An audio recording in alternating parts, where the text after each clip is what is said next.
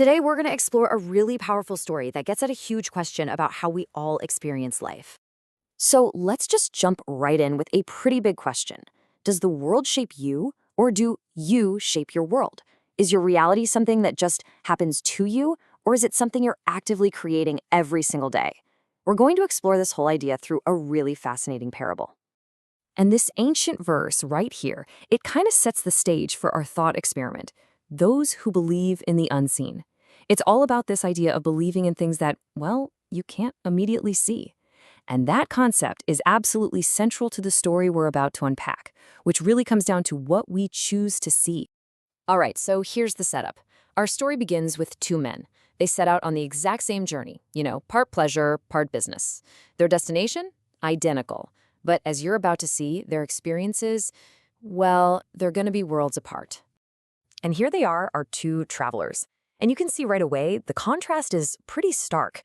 On one side, you've got the selfish man, conceited, self-centered, a real pessimist. And on the other, the godly man, devout, fair-minded, a person with fine morals. And here's the kicker. These internal characteristics, that's the only thing that separates them as they start their journey. Okay, so first up, let's follow the selfish man. Think of his pessimistic nature as a pair of glasses he's wearing. It's the lens that's going to color absolutely everything he sees and experiences. So as he's traveling along, this is the world that unfolds for him. All he sees is suffering, powerless people just lamenting their fate, fearsome bullying tyrants. He sees horrible corpses, despairing, weeping orphans. It's bleak. And for him, every single person he meets, they're an enemy, a threat. So what's happening here? His entire reality, the world he's experiencing, it just becomes a direct reflection of what's going on inside him. The whole country takes on the form of this house of mourning. It's a place of constant torment, really. Okay, now let's switch gears. Let's look at our second traveler. Remember, he's walking through the exact same country.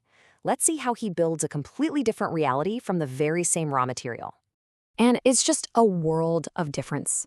In the exact same place, this man sees universal rejoicing, joyful festivals, places for remembrance of God. Instead of enemies, he sees friends and relations everywhere he looks. He's not hearing cries of despair. He's hearing cries of good wishes and thanks. Totally different vibe. So for him, everywhere was this joyful festival, just overflowing with rapture and happiness. His whole journey is one of profound joy. And it's not just about his own success. He's doing profitable trade and giving thanks for it. He's actually happy for everyone else too. So let's recap. We've got two travelers, one world. But we have two completely opposite experiences, one of utter torment, the other of pure joy. Which brings us, of course, to the central reveal of the whole parable. I mean, you have to be wondering, right? So were they in two different countries? Was one guy trekking through a desolate wasteland while the other was strolling through a paradise? What's the deal? And the answer is no. Simple as that. But also incredibly profound. And this is where it all clicks. This is the whole point of the parable. The country isn't just a country, it's the world. The journey, that's life. The difference wasn't the place, it was the person. It was the traveler's inner belief and perception. They were in the exact same world, but they saw it through completely different internal lenses. Okay, so what does this all mean for us? What's the big takeaway from this ancient story? Why should you care about this today, right now?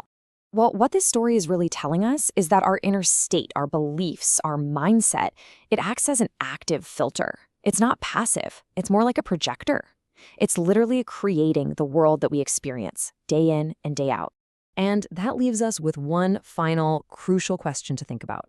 Look, the world is always going to throw both joy and sorrow at us, right? Beauty and ugliness, sometimes in the same breath.